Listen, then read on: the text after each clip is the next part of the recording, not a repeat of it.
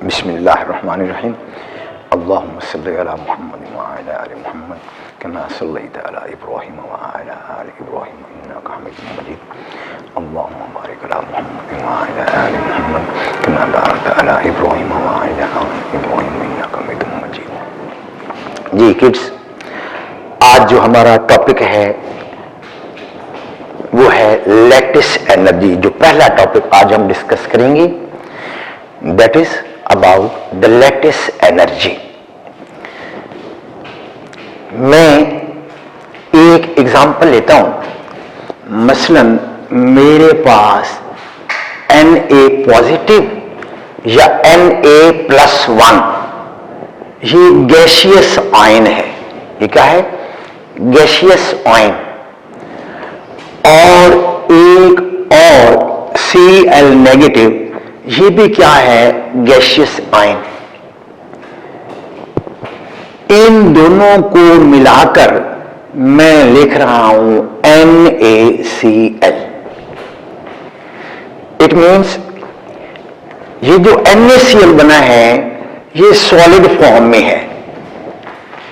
ये जो gaseous ions हैं ये कैसे बनते हैं कि पहले एक एलिमेंट को स्ट्रांगली हीट करें तो उसमें एलिमेंट जो है that breaks up into ions, atoms. पहला काम क्या कि एलिमेंट को स्ट्रांगली हीट करेंगे तो उससे एटम्स बनते हैं। फिर फर्दर हीटिंग जारी रखने पर वो जो एटम्स हैं दे चेंज इनटू आयंस। तो जो पहला प्रोसेस है एटम्स का बनना वो एटमाइजेशन कहलाता है। फिर एटम से आगे आयंस का बनना ये आयनाइजेशन कहलाता है। तो जो आयंस बनेंगे उनको क्या कहेंगे? Gaseous ions. ये भी कौन सा? ये गैसियस आयन।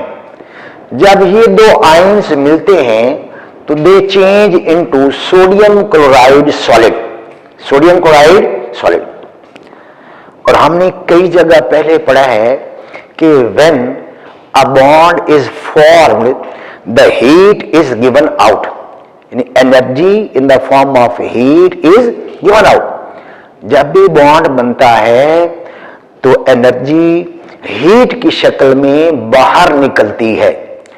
तो डेफिनेटली जब ये बॉन्ड बनेगा due to electrostatic force of attraction, due to electrostatic force of attraction, तो जो लैटिस जो एनर्जी है स्टैंडर्ड एंथैल्पी चेंज, और यहां पर मैं ले रहा हूं L stands for lattice, that will be always negative. ये क्या होगी?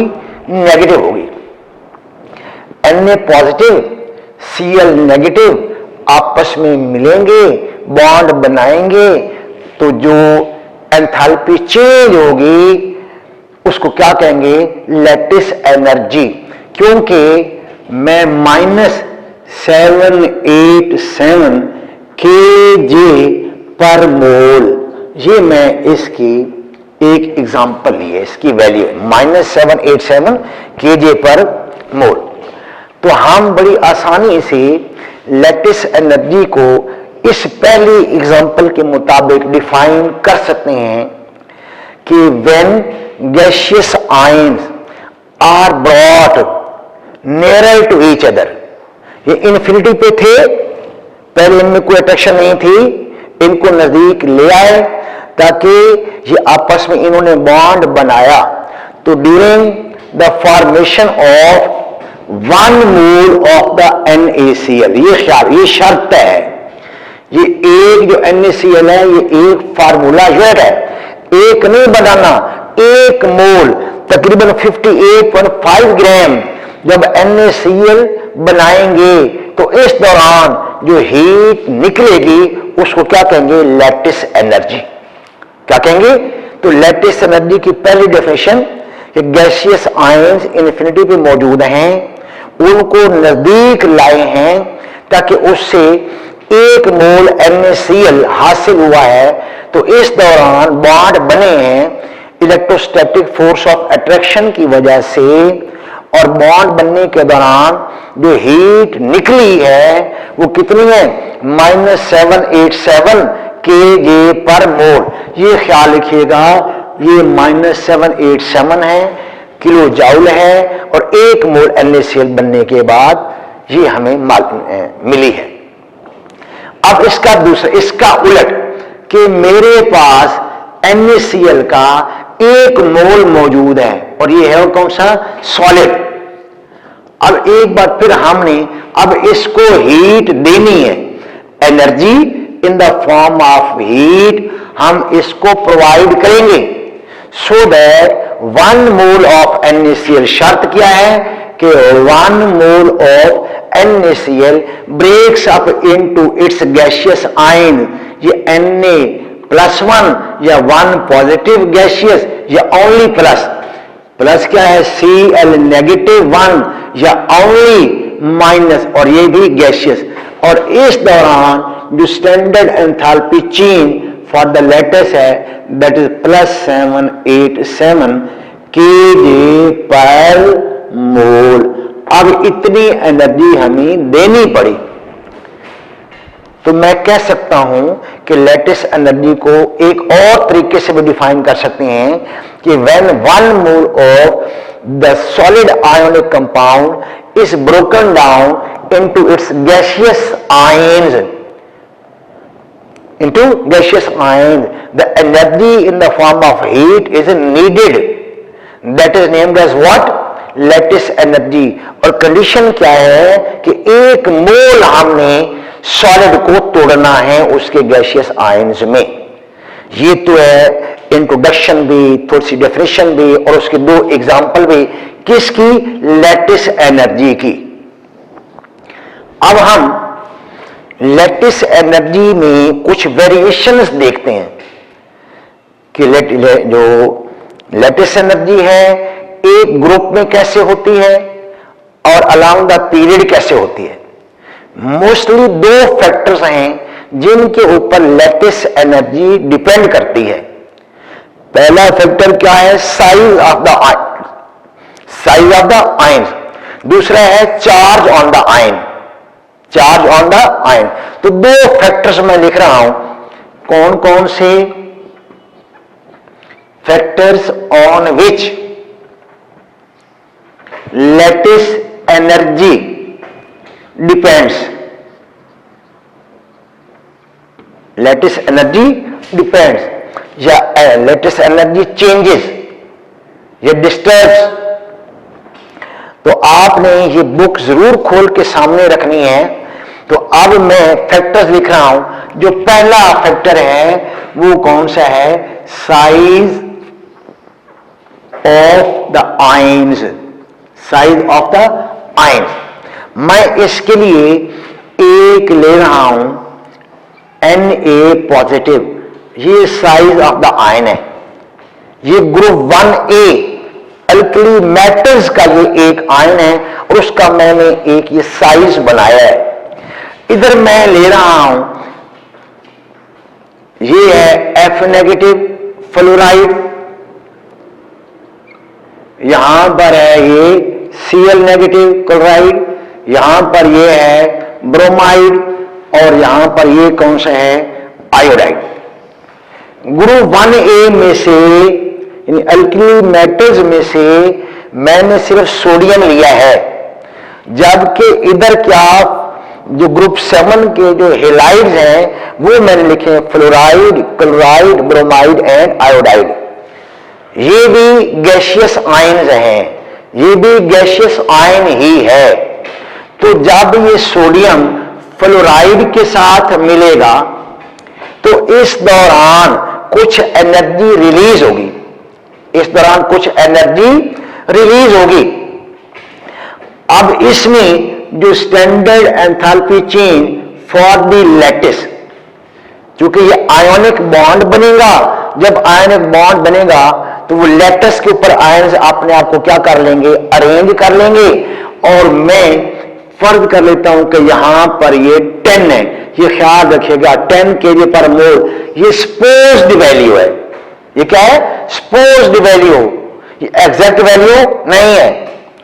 अब अगर मैं Na को Cl के साथ अगर मिलाता हूं तो इसकी जो standard enthalpy change for the lattice है वो कितनी है, वो है 8।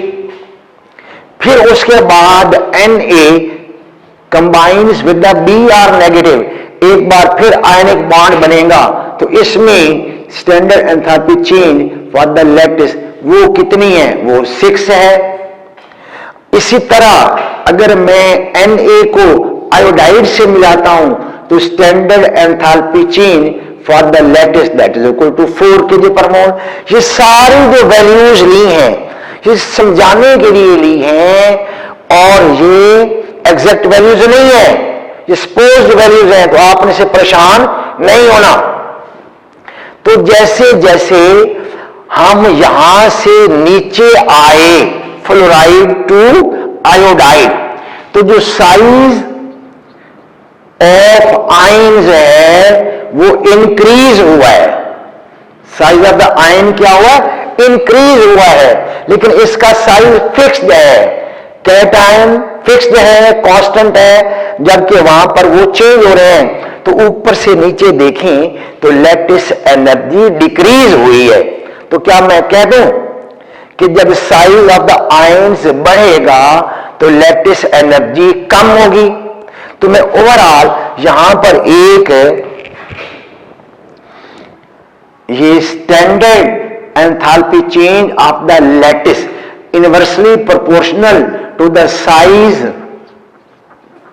Of ions, whether the ions are cations और एनायंस, चाहे ये पॉजिटिव आयंस हों या नेगेटिव आयंस हों, जब उनका साइज बढ़ेगा तो लैटिस एनर्जी कम होगी। लैटिस एनर्जी क्या होगी, कम होगी।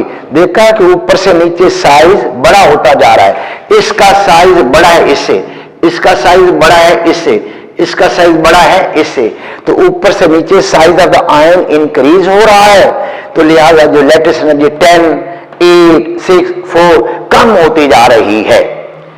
तो इसलिए हमने क्या कहा कि standard enthalpy change of the lattice in lattice energy inversely proportional to the size of the ions. एक तो ये आ गया।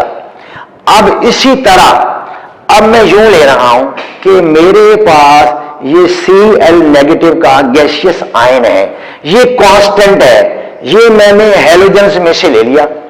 यहां पर मैं ले रहा हूं ये Li+1, यहां पर ले रहा हूं Na+1, यहां पर ले रहा हूं K+1, लिथियम, सोडियम, पोटेशियम, और यहां पर क्या गया, रोबेडियम, ये क्या है +1।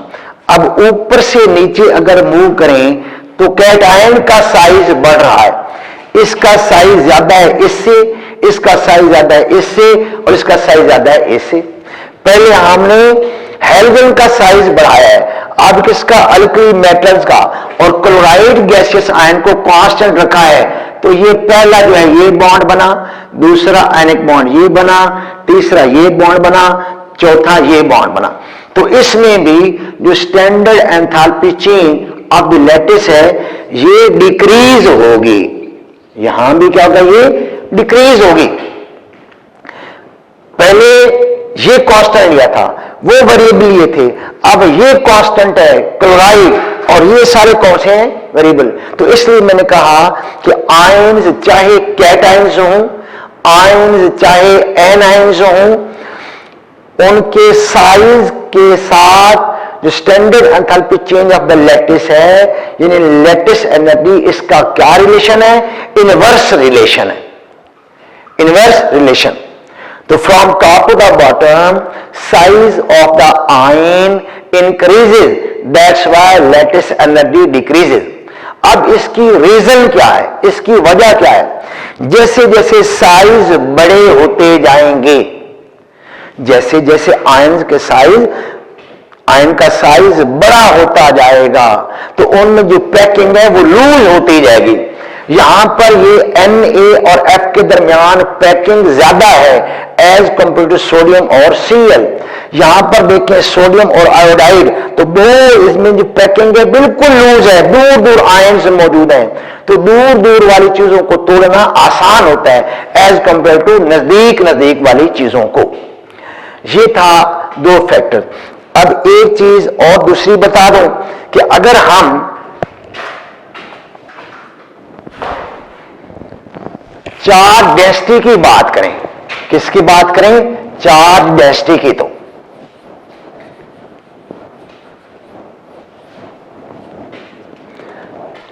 जी मेरे पास ये है लिथियम प्लस, ये क्या है बेरिलियम +2, ये क्या है बोरॉन +3 एंड सो ऑन। यहां पर देखें तो ये जो लिथियम है ये इसका आयनिक साइज है, ये बेरिलियम का है और ये क्या है बोरॉन का। ये ग्रुप के अंदर जो साइज, पीरियड के अंदर जो साइज है वो डिक्रीज हो रहा है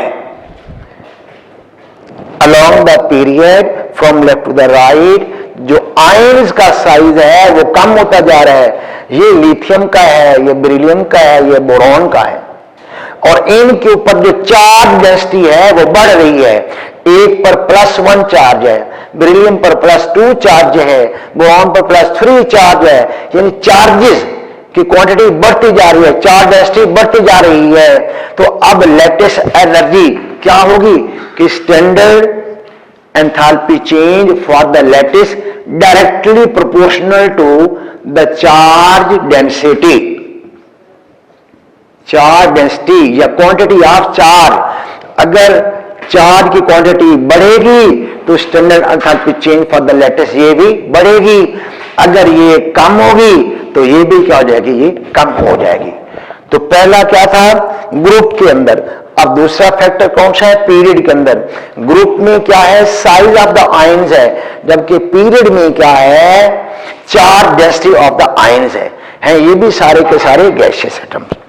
तो ये 2-3 इसके फैक्टर्स हैं। अब जाते जाते एक चीज बता दूं, बुक में मौजूद नहीं है तो ज़हन में रखिएगा, जो हीट इवॉल्व्ड है उसको हम प्रेफर करते हैं, उसको प्रेफर करते हैं as compare to heat absorbed के। जो हीट इवॉल्व्ड है उसको हम एक्यूरेटली मेजर कर सकते हैं as compare to heat absorb के। मैं एक आम तौर पे कॉमन से एग्जांपल लिया करता हूं कि आप चाय बना रहे हैं, आपने चूल्हे को ऑन किया, केतली में दूध, पानी, चीनी, पत्ती ये सारी चीजें डाल दी और चाय बनाने लग गए। हमें नहीं मालूम कि उस चाय बनने के प्रोसेस के दौरान कितनी हीट एब्जॉर्ब हुई है, क्योंकि कुछ हीट तो चाय वाली केतली को मिल रही है, कुछ हीट हम साथ खड़े हम एब्जॉर्ब कर रहे हैं, कुछ जो हीट है वो पूरे कमरे के अंदर फैल रही है, कुछ तो किचन से निकलकर आसपास जा रही है। इसका मतलब ये हुआ कि जो हीट हम प्रोवाइड कर रहे हैं उसकी एग्जैक्ट क्वांटिटी मेजर करना बहुत मुश्किल है। हाँ अलबत्ता जब चाय तैयार हो जाए, अब थर्मोमीटर लटकाकर हम उसकी जो हीट इवॉल्व है हम उसको एक्यूरेटली मेजर कर सकते हैं। तो अब लैटिस एनर्जी में एक जो मैंने साइन लिया था प्लस का और एक लिया था माइनस का, तो इन दोनों में क्वांटिटी बराबर है, लेकिन प्लस पर हमने किसको प्रेफर करना है, माइनस को प्रेफर करना है, क्योंकि हीट इवॉल्व को हम आसानी से मेजर कर सकते हैं। ये थोड़ा सा क्या आ गया comparison between the two different values of the lattice energy, उसके फैक्टर्स आ गए, उसकी कौन सी आ गई एक्सप्लेनेशन।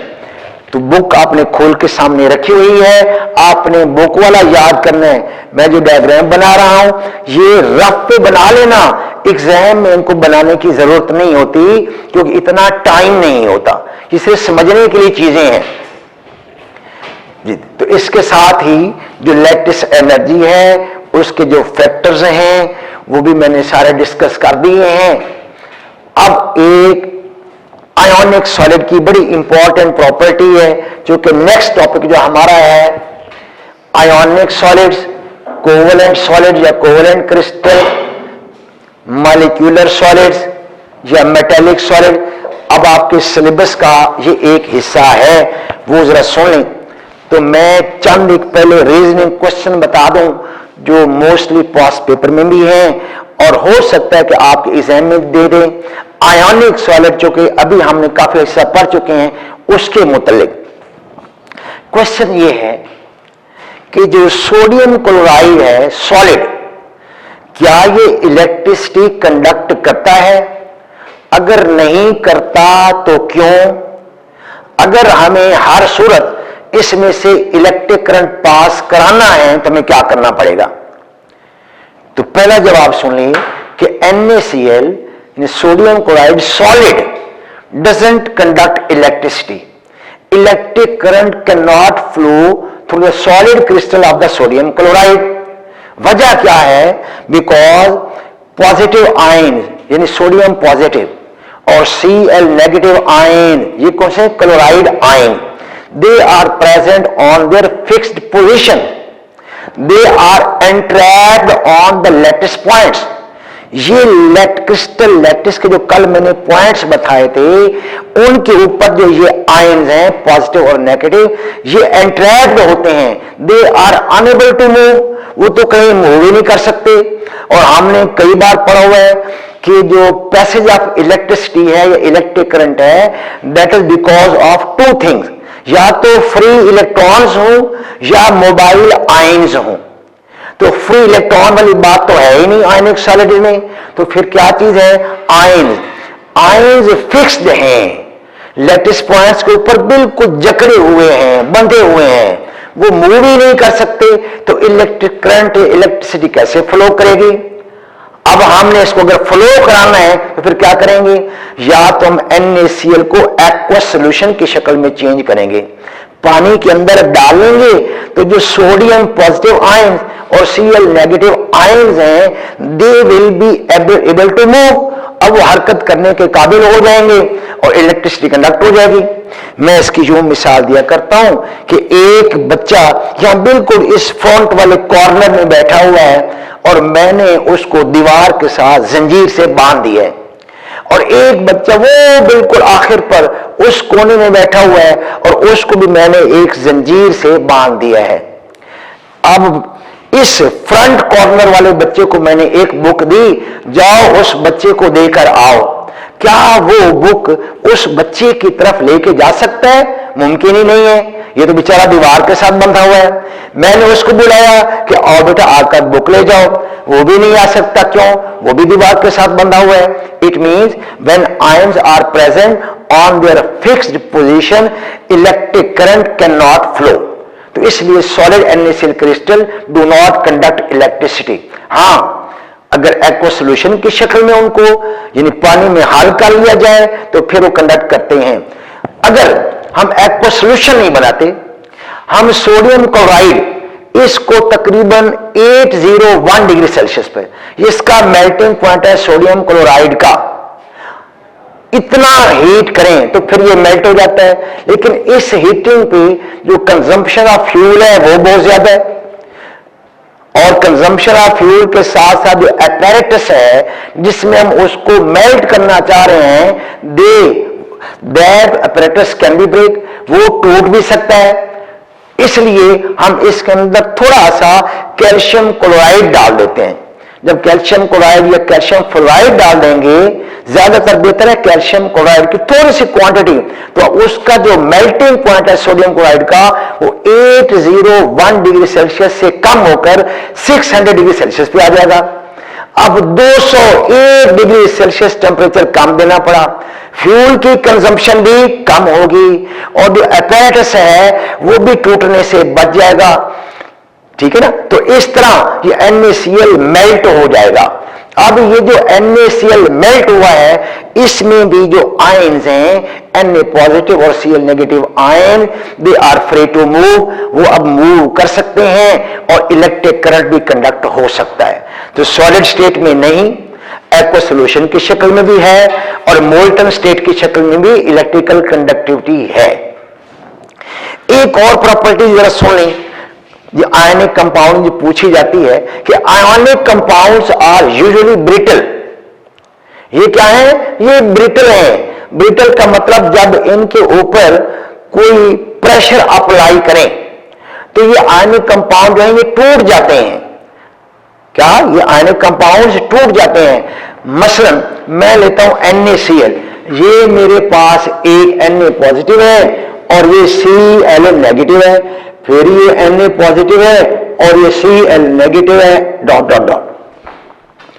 अब यहां पर क्या है? ये Cl नेगेटिव है और ये Na पॉजिटिव है, फिर ये Cl नेगेटिव है और ये Na पॉजिटिव है, फिर ये Na पॉजिटिव है, ये Cl नेगेटिव है, ये Na पॉजिटिव है और ये Cl नेगेटिव। तो इस तरह की मैंने 3 लेयर्स बना ली हैं, क्योंकि सोडियम क्लोराइड के क्रिस्टल में Na पॉजिटिव और Cl नेगेटिव साथ साथ होते हैं और ये पैरेलल लेयर की शक्ल में होते हैं। ये पैरेलल लेयर की शक्ल में होते हैं। अब ये आयोनिक कंपाउंड सोडियम क्लोराइड के ऊपर थोड़ा सा हथौड़ा मारें, ठुड्डा मारें, कोई डंडी वगैरह मारें तो ये ब्रेकअप हो जाएगा। क्यों? कि we are going to apply some stress on it. हम इसके ऊपर स्ट्रेस, कोई फोर्स, कोई प्रेशर एक्सर्ट कर रहे हैं। कैसे? कि मैंने इधर से स्ट्रेस अप्लाई की तो ये जो ऊपर वाली लेयर है आयंस की, ये आगे जाएगी, ये अब आगे मूव करेगी, तो जहां पर ये Cl नेगेटिव था वहां पर अब आ जाएगा Na पॉजिटिव, और जहां पर ये Na पॉजिटिव था वहां पर आ जाएगा Cl नेगेटिव, फिर जहां पर Cl नेगेटिव था वहां पर क्या आ जाएगा? Na positive. हमने स्ट्रेस अप्लाई की, आयंस की लेयर आगे मूव हुई, तो बिल्कुल सिमिलर चार्जेस, ये पॉजिटिव पॉजिटिव और नेगेटिव नेगेटिव, पॉजिटिव पॉजिटिव, ये बिल्कुल आमने सामने आ गए। जब ये आमने सामने आ गए तो हमें पता है कि similar charges repel each other, कि जो एक जैसे चार्जेस हैं वो एक दूसरे को क्या करते हैं? रिपेल करते हैं। That's why crystal will breakup. तो ये क्रिस्टल ही टूट जाएगी। तो हम कह सकते हैं कि ionic compound such as sodium chloride, ये क्या है? They are brittle. थोड़ी सी स्ट्रेस अप्लाई करने पर ये टूट जाते हैं। तो ये 2 बड़ी मेन और इंपॉर्टेंट रीजनिंग प्रॉपर्टीज हैं या रीजनिंग क्वेश्चन बन सकते हैं, पास पेपर में आए हुए हैं। तो आप लोगों ने ये आयोनिक कंपाउंड या आयोनिक सॉलिड की ये 2 प्रॉपर्टी जरूर ध्यान में रख लेनी है। सॉलिड, कोवेलेंट क्रिस्टल या सॉलिड्स, ये टेबल दिया हुआ है और इसमें 6 पॉइंट्स हैं, बुक पर भी हैं, आपकी हैंड बुक्स पर भी हैं। अब ये सामने ये पेज निकाल के रखो, मैं यहां कुछ वही चीजें जो अभी बताई हैं वो इसमें से देखते हैं और जो कुछ एडिशन हुई वो भी हम देख लेते हैं। तो आयोनिक सॉलिड में पहले हमने क्या बताया? Na पॉजिटिव और Cl नेगेटिव के दरमियान बॉन्ड बनना लैटिस एनर्जी के दौरान due to electrostatic force of attraction, due to attractive electrostatic force of attraction. तो पहला पॉइंट ये है कि an ionic crystal is form due to transfer of electron from one atom to the other. The cations and anion so formed are held together by strong electrostatic force of attraction। यहां पर ये चीज आ गई। आगे है covalent crystal, तो उसमें और इसमें क्या फर्क है? तो जो crystalline solid in which atoms of the similar और dissimilar elements are held together in a network of single bond are called covalent crystal. जैसे कि कार्बन का क्रिस्टल, डायमंड या ग्रेफाइट, ये हमने कल पढ़ा था। डायमंड और कौन सा?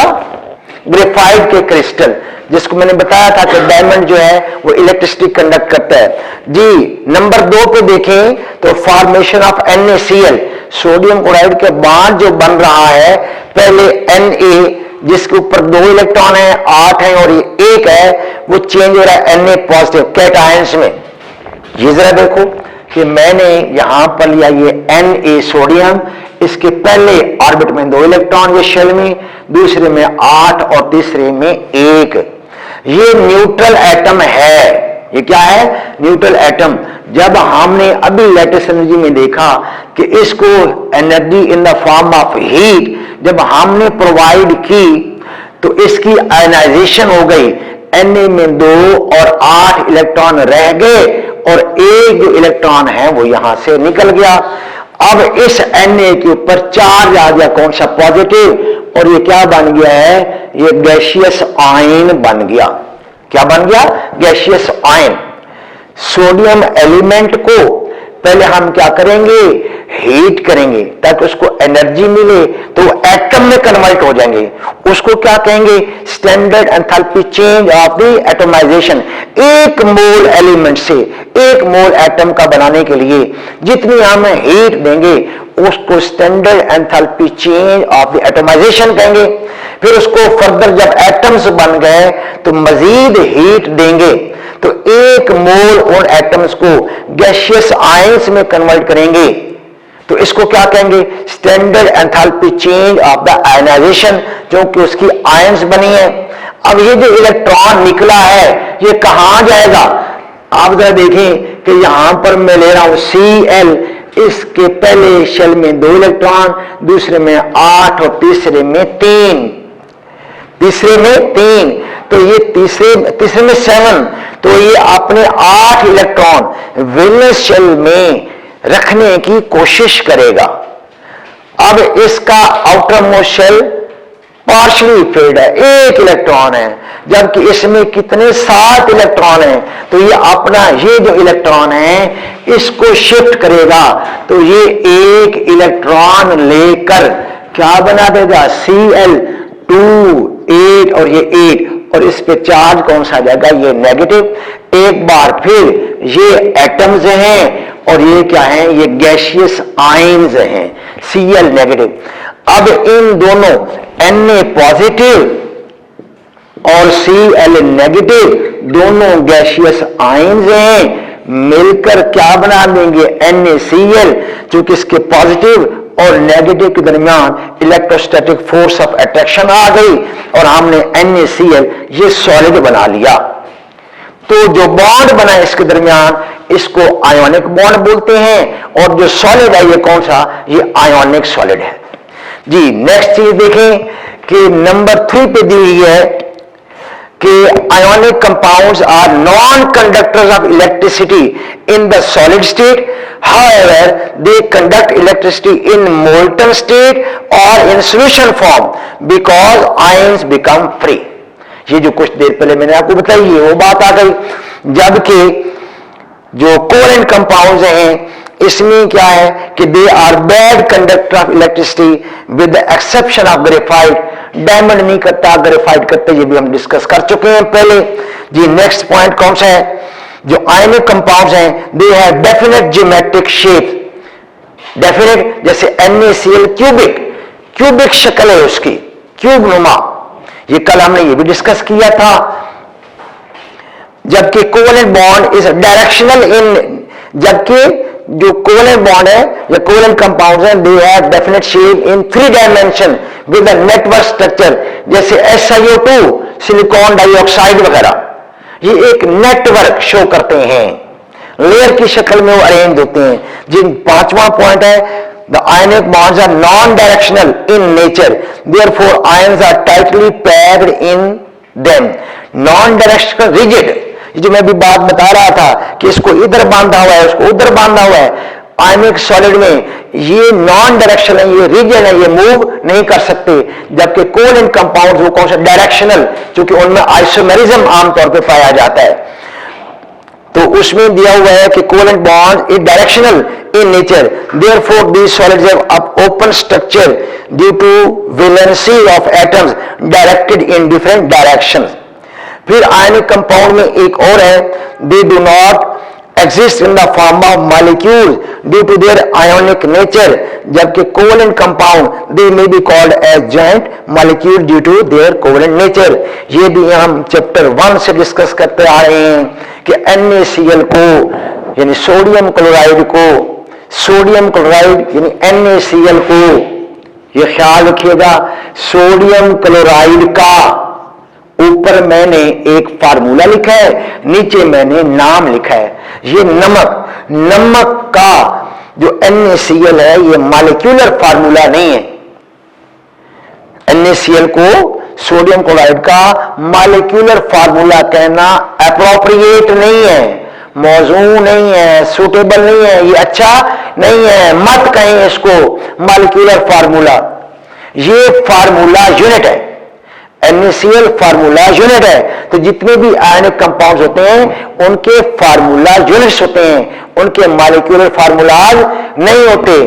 अगर मैं साथ इसके ले लूं H2O और नीचे मैं लिख रहा हूं ये वाटर, तो वाटर का मॉलिक्यूलर फार्मूला H2O है, तो H2O को मॉलिक्यूलर फार्मूला कहते हैं, जबकि NaCl को फार्मूला यूनिट कहते हैं। अब कई बार पहले भी हम इसको डिस्कस कर चुके हैं, क्योंकि सोडियम क्लोराइड में आयोनिक बॉन्ड होता है। दूसरी वजह सोडियम क्लोराइड नॉन वोलेटाइल होता है। तीसरी वजह आयोनिक बॉन्ड स्ट्रांग होता है, जबकि वाटर यहां पर ये देखें H2O, तो ये मॉलिक्यूलर फार्मूला है। क्यों? क्योंकि वोलेटाइल है, इसमें बॉन्ड कौन सा है? कोवेलेंट बॉन्ड है, और कोवेलेंट बॉन्ड वीकर होता है as compare to the ionic bond. तो इसलिए यहां पर क्या लिखा हुआ है? They do not exist in the form of molecules due to their ionic nature. दूसरा जो बुक पे नहीं लिखा हुआ, नॉन वोलेटाइल कैरेक्टर। तीसरा strength of the ionic bond. जबकि वाटर जैसे जो मॉलिक्यूल्स हैं या बड़े बड़े जॉइंट मॉलिक्यूल्स हैं, उनमें कोवेलेंट नेचर होती है। ये है difference between ionic and covalent crystals.